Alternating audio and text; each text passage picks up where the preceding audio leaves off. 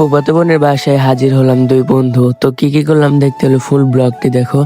তো আজকে হচ্ছে চলে যাচ্ছি ফুফাতো বোনের বাসায়। প্ল্যান ছিল কালকে যাওয়ার, কিন্তু আজকে যাইতেছি।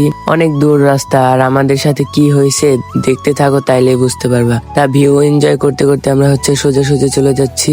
আমাদের সাথে এমন একটা জিনিস হয়েছে যে আমরা যাচ্ছি ফুফাতো বোনের বাসায়। তো ওইখানে ডানে একটা রাস্তা, বামে একটা রাস্তা। তো আমরা ডানের রাস্তায় গেছি ফার্স্টে, তারপরে ওইখানে ফোন দিছি যে কোন দিকে, তারপরে বলে ওইখানে না। তারপরে আবার বামের রাস্তায় এসে তারপরে বললো ওইখানে না। তারপরে ফুফাতো বোন হচ্ছে রিসিভ করতে আসছিল, পরে দেখি আমরা পিছনে রাইখা আসছি। আরেকটা গলি ছিল, ওইটা দেখতে পারিনি। পরে হচ্ছে ফুফাতো বোনের বাসায় আসছি। তো ফুফাতো বোন এগুলা দিল। আর দেখো সিফাত বসে বসে মোবাইল চালাইতেছে আর খাইতেছে। আর চানাচুর গুলো সব একাই খাইছে, আমি একটা চানাচুরও ধরে দেখিনি, ওই একাই খাইছে সবগুলা।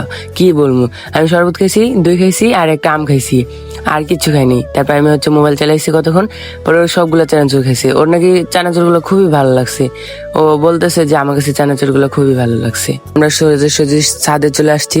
ওদের ছাদটা খুবই সুন্দর, এখান থেকে ভিউ এনজয় করা যায় বহু সুন্দর। আর আজকের ওয়েদারটাও 100 ছিল। তো আমরা হচ্ছে ছাদটা ঘুরা দেখতেছি, আর ও আইনা দিছিল পেয়ারা। পেয়ারা খাইতে খাইতে ছাদটা দেখতেছি ঘুরা ঘুরা। তো এখানে আমার মিনি ব্লগটা শেষ করছি, বাই।